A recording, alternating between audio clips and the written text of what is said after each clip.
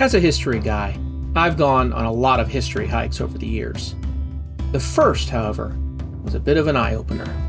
My father and I, accompanied by two other teachers, on an overnight hike as Civil War soldiers.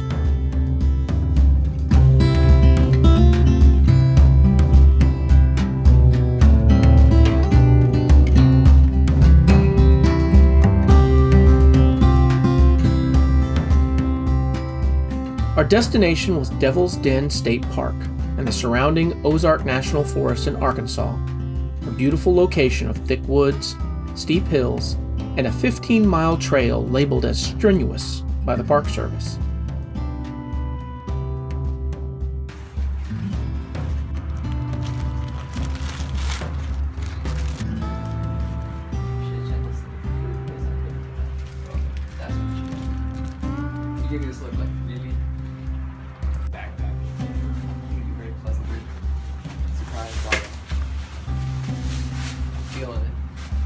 My dad and I made the 5-hour drive dressed in the cotton and wool of a Civil War-era soldier.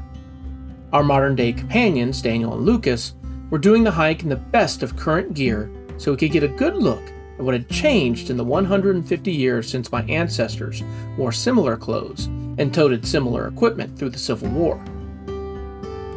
As we geared up in Civil War packs, haversacks, canteens, and wool jackets and hats, we had the intention of completing most of the circuit in the first day, about 12 miles or so, and finishing the last 3 miles in a quick morning hike. We were in for a surprise.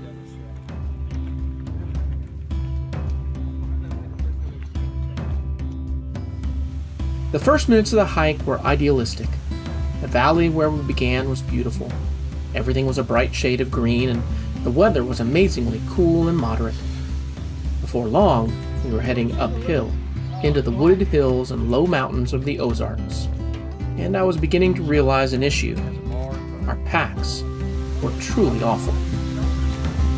Everything's gonna be sore.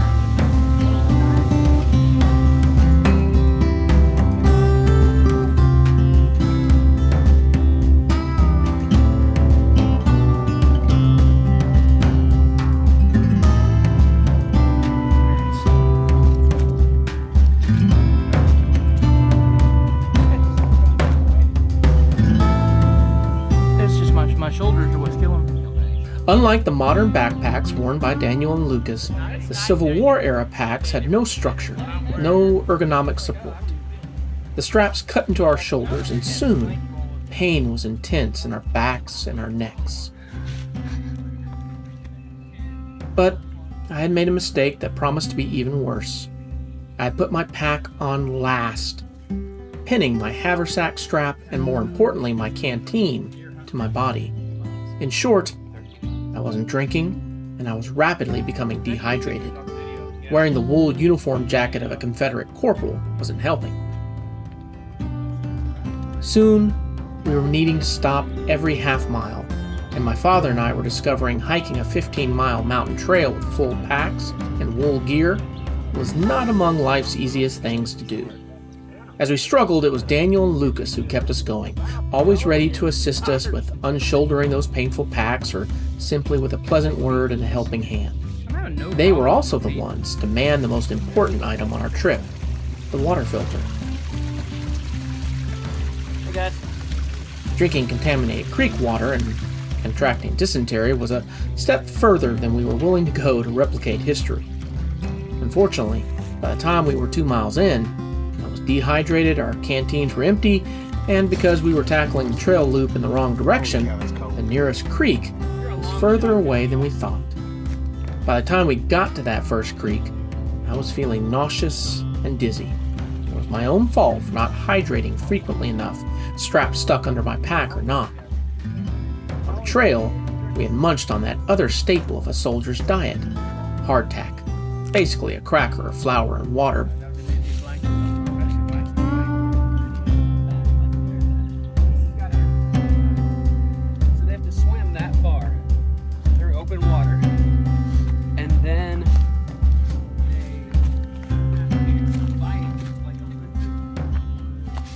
The story of that first day was one of pain and realization. As we descended into Pine Valley and the gorge known as Dead Horse Canyon, those of us in Civil War gear realized that making 10 or 12 miles in the first day was not going to happen. In fact, as we got momentarily lost and stumbled down the wrong trail, we quickly decided that the pain in our backs was getting to the point where we needed to stop.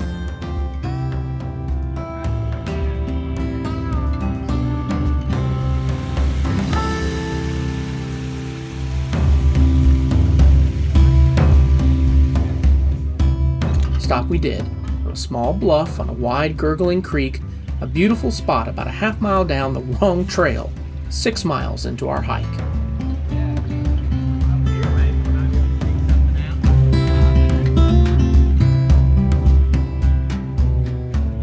We began pitching camp using our Civil War gear, beginning with our tent. Both my father and myself had one half of what was known as a shelter tent or a dog tent. It buttoned together at the middle, forming a canvas covering that was as simple as it could get, and just as open to the elements as it could be. We would be sleeping with the bugs and the night chill. Meanwhile, the modern guys were snug in modern-style tents that were entirely enclosed and bug-free, not to mention easier to set up. With sleeping arrangements all set, we each spent our time in different ways.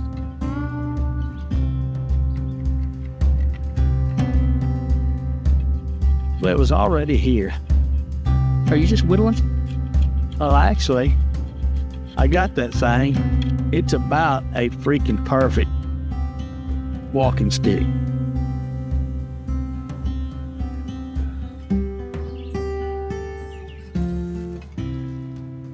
Daniel and Lucas decided to try some fishing, and my father and I broke out the staples of Civil War era diets: coffee and salt pork.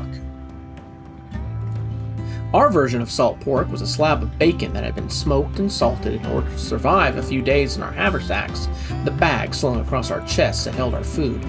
We took the slab down to the creek to wash out the salt as much as possible, and then cut it up and started cooking it in our tinware. The good news is that bacon is cooking and the wind's blowing it totally away from the hog pen. Where exactly is the hog? My dad, meanwhile, used the butt of his hunting knife to crush up coffee beans, preparing to boil them in order to make what we hoped would be a passable cup of coffee. Bear den. For dinner, we had something a bit more filling in a diced up potato, fried up in the fat from the salt pork. We spent our afternoon cooking, eating, laughing, and talking, much as our ancestors must have.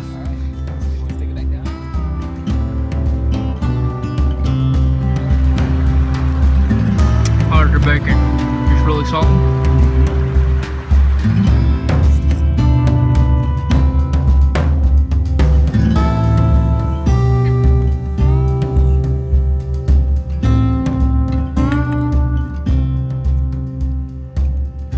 During the night, the temperature dropped and I slept very little, fighting a losing battle with my blanket in order to keep my head and feet covered. The next morning dawned clear and beautiful, and the first thing I saw as I peeked out from underneath my canvas shelter tent was the sight of Daniel, up before all of us, making the fire for the morning.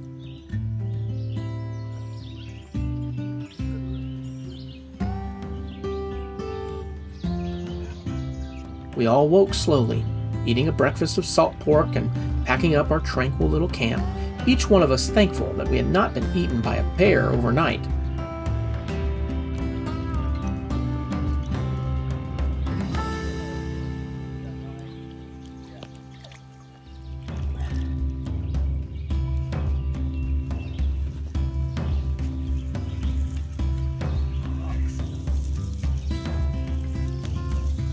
On our minds was the hike for the coming day. My father and I knew that making the remaining 9 miles of the trail was going to be difficult for us. Together, we decided to reverse our steps, heading towards a park road where we could wait while Daniel and Lucas finished the last 2 miles and headed to the car, bringing it back to us. The problem, of course, was that we would be heading back up the hills that we had come down the day before. Even with lighter haversacks, after all, a pound of salt pork and potatoes were no longer present, and frequently drinking water, the march back was difficult. Uphill we went, the pain returning, and once again we relied on Lucas and Daniel to be our pathfinders and caretakers as they drug us every step of the way. As we reached the road and slung down our packs for the last time, waiting for Lucas and Daniel to return with the car, I was left to consider the experience I had just had. Wool uniforms, salt pork and hardtack, uncomfortable packs, difficult terrain. It was an experience that spoke volumes about the changes to the quality of life in the last 150 years. Everything took longer, demanded patience. There was no microwave, no quick and easy way to do anything. You couldn't help but respect the men and women who lived in such times, and wonder if we haven't lost something along with all of our innovations in the years since. As our trip ended, I couldn't help but feel that all the pain had been worth it just to feel for a minute, as if the barrier between centuries had weakened and peeled back, allowing me to live for a moment alongside the soldiers of another time. And this is how it ends.